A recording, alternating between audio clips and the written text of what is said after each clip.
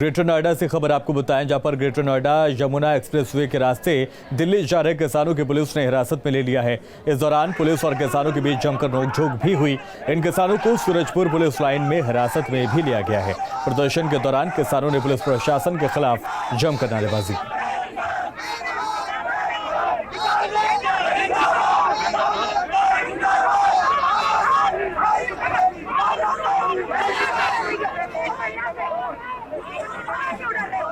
तो दिल्ली में घुसने की कोशिश किसान कर रहे थे। और मनीष चौरसिया संवाददाता हमारे साथ जुड़ गए हैं ज्यादा अपडेट के साथ चिल्ला बॉर्डर से। मनीष चौरसिया, अभी तक एग्जिट करने में दिक्कत हो रही थी, लेकिन अब एंट्री और एग्जिट दोनों चीजों को बंद कर दिया गया है। क्या कोई रास्ता निकालने की कोशिश हो रही है? क्योंकि पुलिस के अधिकारी से जब पहले बात की गई थी तो यह आश्वासन दिया गया था कि बातचीत करके रास्ते को खुलवाया जा सकता है। तो क्या अपडेट है फिलहाल? देखिए, डीसीपी 1 और डीसीपी 3 आए थे। लगभग 52 घंटे की उनकी बातचीत चली है, लगभग 45 मिनट की।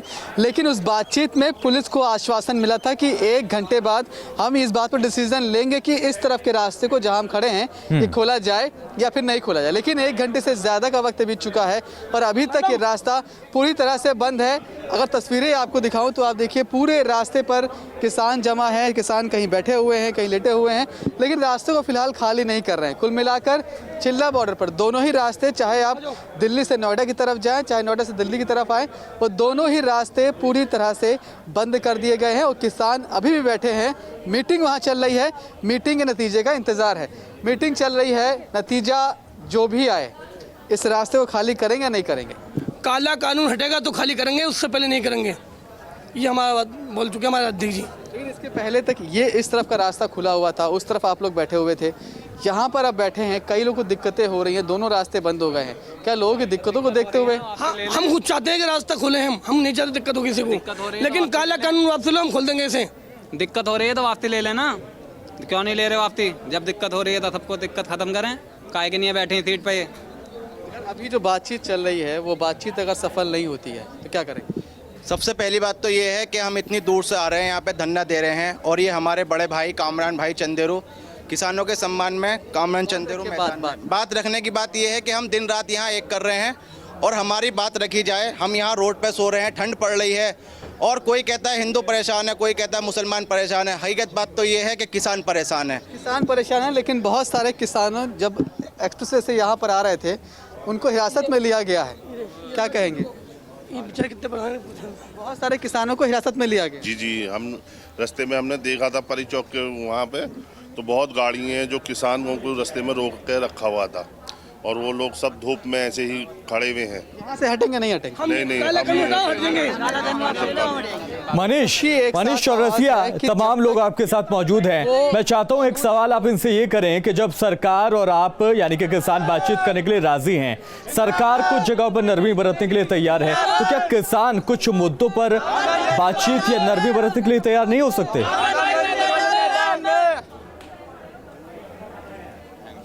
देखिए, एक सवाल ये भी है कि लगातार जो सरकार है वो आप लोगों से बातचीत कर रही है, मतलब सरकार का रुख उतना भी अड़ियल नहीं है।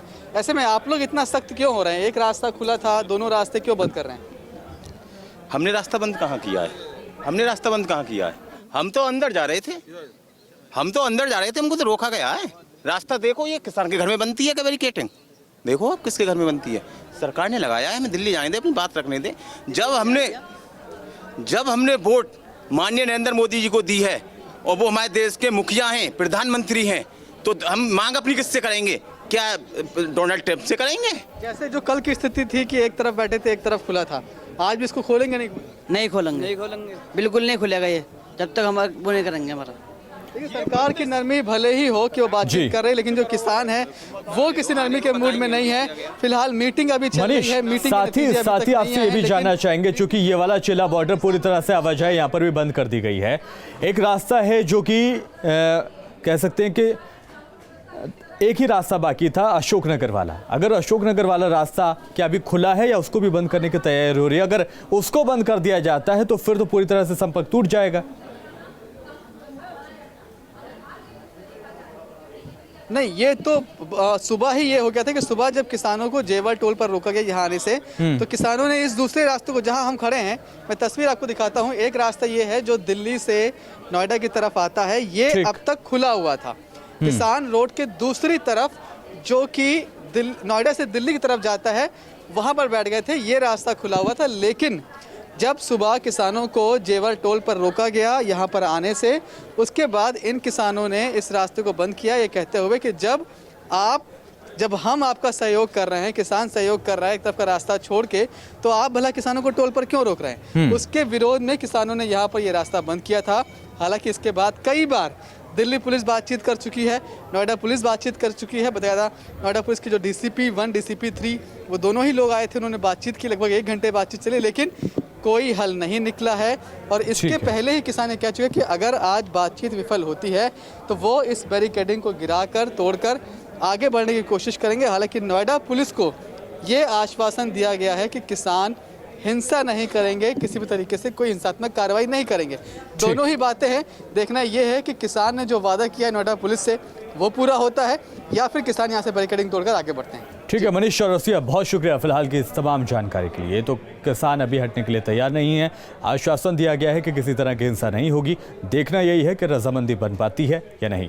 तो नए कृषि कानून के खिलाफ पिछले 10 दिनों से किसानों का आंदोलन लगातार जारी है। इस सरकार और किसान संगठन के बीच 5वें दौर की बातचीत आज चल रही है। इस बैठक से पहले पीएम मोदी ने मंत्रियों के साथ भी हाई लेवल मीटिंग की। इसके अलावा पीएम मोदी ने गृह मंत्री अमित शाह के साथ 40 मिनट तक अलग से चर्चा भी की।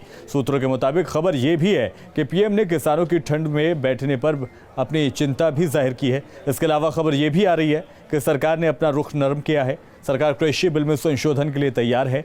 हालांकि किसान बातचीत के लिए विज्ञान भवन में पहुंच चुके हैं, लेकिन किसान कानून वापस लेने की मांग पर लगातार अड़े हुए हैं। आज सारी मीटिंग में हल नहीं होना। ਅਸੀਂ ਸਾਰੀਆਂ ਮੰਗਾਂ ਬਣਾਉਣੀਆਂ, ਮੋਦੀ ਨੇ ਸਾਰੀਆਂ ਮੰਗਾਂ ਨਹੀਂ ਮੰਨਣੀਆਂ। ਮੋਦੀ ਕਹਿੰਦਾ ਵੀ ਮੈਂ ਲਿਖ ਕੇ ਦੇ ਦੇਣਾ ਤੁਹਾਡੀ ਖਰੀਦ ਸਰਕਾਰੀ ਖਰੀਦ ਰਹੂਗੀ, ਉਹ ਤਾਂ ਅਸੀਂ ਕਾਨੂੰਨ ਬਣਾਉਣਾ ਹੈ। ਤਿੰਨੇ ਜਿਹੜੇ ਕਾਨੂੰਨ ਬਣਾਏ ਨੇ ਉਹ ਰੱਦ ਕਰਾਉਣੇ ਨੇ, ਜਿਹੜੇ ਦੇਸ਼ ਵਿਰੋਧੀ ਕਾਨੂੰਨ ਨੇ ਵਾਪਸ ਕਰਾਉਣੇ, ਬਿਜਲੀ ਐਕਟ ਲਾਗੂ ਕਰਨਾ, ਉਹ ਫਿਰ ਉਹਨੇ ਮੰਨਣਾ ਨਹੀਂ। जितनी देर 3 कानून वापस नहीं होते, रद्द नहीं होते, उतनी देर हमारा कोई समझौता नहीं। पहले नंबर पे हमारा 3 बिल रद्द करवाना है, बाकी उसके बाद में है। सरकार को कम से कम ये समझ में आया कि इसमें कुछ गलत हुआ है, और गलत हुआ है तो वापस लेने में कोई सरकार को तकलीफ नहीं होनी चाहिए। जब हम किसान हम कह रहे हैं कि ये कानून हमको नहीं चाहिए, ये हमारे हित में नहीं है। और किसानों के हाईवे जाम से सबसे ज्यादा नुकसान ट्रांसपोर्टर्स को हो रहा है, लेकिन इसके बाद भी किसानों ने समर्थन में ट्रांसपोर्टर भी उतर आए हैं। राहुल डबास की रिपोर्ट आपको दिखाते हैं। दिल्ली के हाईवे बंद होने का अगर सबसे ज्यादा कहीं असर पड़ा है तो ट्रांसपोर्टर्स पे पड़ा है, टूरिज्म पे पड़ा है। लेकिन ट्रांसपोर्टर संगठन को आप देख सकते हैं कि किस तरीके से वी सपोर्ट फार्मर्स के नाम पर आ गए हैं। तो ये परिवर्तन कैसे हुआ, ये भी महत्वपूर्ण है, और कैसे समर्थन कर रहे हैं। सर, आपसे जानना चाहेंगे कि अगर ट्रक बंद होते हैं तो सबसे ज्यादा असर अगर किसी पे पड़ता है, ट्रांसपोर्टर्स पे पड़ता है। फिलहाल जो आंदोलन चल रहा है, फिर भी आप किसानों का समर्थन कर रहे हैं, क्या वजह? वो इसलिए समर्थन कर रहे हैं क्योंकि हम किसानों के बेटे हैं। हमारा जो बैकग्राउंड है वो किसानों का ही है, इसलिए सपोर्ट करें। और एक इंसानियत भी आदमी के अंदर होती है, वो है कि हम उनका ही फूड खा रहे हैं, उनका उगाया हुआ ही फूड खा रहे हैं। कहीं ना कहीं उनकी बहुत मेहनत है, 5-6 महीने के अंदर अगर वो अनाज उगाते हैं तो उनकी बहुत मोरल सपोर्ट है हमारे को। आपको लगता है कि किसानों को भी, सरकार को भी, दोनों को ही कहीं ना कहीं झुकना चाहिए ताकि संवाद का रास्ता निकले, क्योंकि ट्रक बहुत सारे बंद हैं और दिल्ली की सप्लाई बाधित हो चुकी है? ऐसा है जी, देखो दायित्व जो है वो सरकार का है, सरकार को जिम्मेवारी निभानी है। किसानों की मांगे जो है वो बिल्कुल जायज मांगे हैं, कोई नाजायज मांगे नहीं है। एक जो हमारा कृषि प्रधान देश है, इस देश को कृषि प्रधान देश कहा जाता है। अगर इसको आगे से कृषि प्रधान देश मतलब जब किसान के तुम टांगे काट दोगे तो कृषि प्रधान देश कहां से रहेगा। बिल्कुल, यहाँ पर आप देख सकते हैं कि ट्रांसपोर्टर्स लगातार विरोध प्रदर्शन करते हुए नजर आ रहे हैं। हालांकि अगर सप्लाई चेन रुकती है तो सबसे ज्यादा अगर कमर टूटती है तो उन ट्रक ड्राइवरों की, उनके मालिकों की, ट्रांसपोर्टर्स की टूटती है। लेकिन ऐसे में भी चंद लोग जो समर्थन करने आ रहे हैं, ये भी सवाल उठता है कि जिस तरीके से लाल किला जीतने की बात कर रहे हैं, क्या वाकई ही किसानों के समर्थन में हैं या किसी और विचारधारा से विमुख होकर सरकार और किसानों के बीच में बनने वाले समझौते के बीच प्रेशर ग्रुप दबाव समूह का काम करते हुए नजर आ रहे हैं। वीडियो जर्नलिस्ट हरीश शर्मा के साथ राहुल डबास, न्यूज स्टेट दिल्ली। और जिला बॉर्डर पर समाजवादी पार्टी के कई नेता कार्यकर्ता खाने के साथ दूसरे जरूरी सामान लेकर पहुंचे हैं, लेकिन किसानों ने उनका कोई भी सामान लेने से इनकार कर दिया। जायजा लेने के साथ किसानों से बात की न्यूज स्टेट के संवाददाता मनीष चौरसिया ने।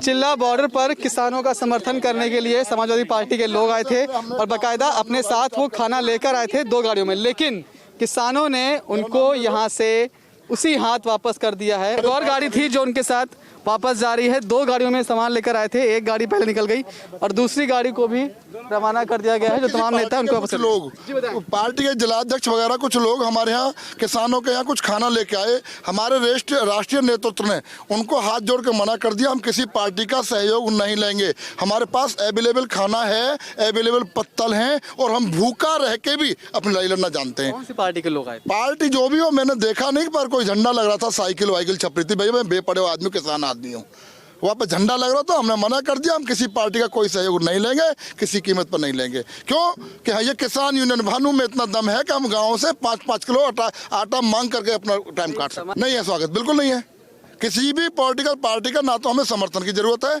ना किसी भी पॉलिटिकल पार्टी का हमें सामान की जरूरत है, ना हम स्वागत करेंगे। किसान बन के आता हो जो भी भाई, उसका हर दिलेर स्वागत है, वरना पार्टी का किसी का हमारे यहाँ कोई। अभिजीत के साथ मनीष चौरसिया, न्यूज स्टेट, नोएडा।